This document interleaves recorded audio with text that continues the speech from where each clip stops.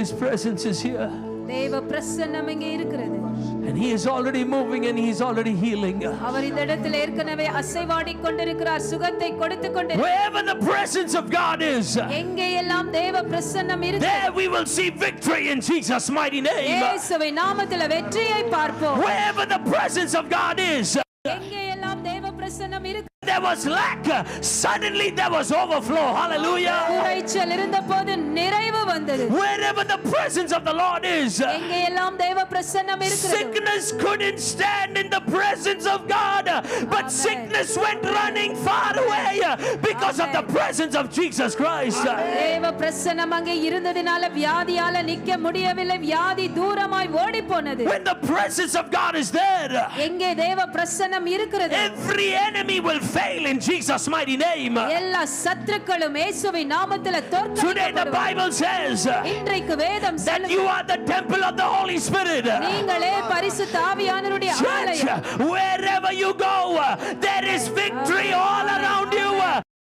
In direction, there is victory in your future because the presence of the Lord is with you. Hallelujah. தேவ பிரசன்னம் உங்களோடு கூட இருக்கிறதுனால உங்க வாழ்க்கையில நீங்கள் எந்த திசையில திரும்பினாலும் உங்களுக்கு கர்த்தர் வெற்றியை கொடுக்கிறவராய் இருக்கிறார். Today His presence is with you. இன்றைக்கு தேவ பிரசன்னம் உங்களோடு இருக்கிறது. You might have walked in thinking He has left you.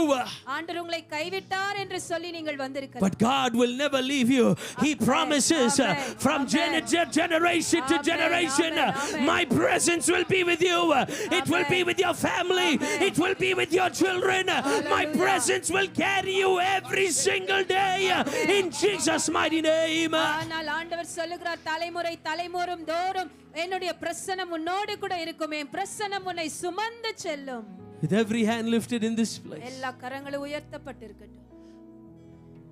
Thank you, Lord. ஆராதனைக்குள் வாசம் செய்யும் ஆவியானவரே, எங்கள் ஆராதனைக்குள் இன்று வாசம் செய்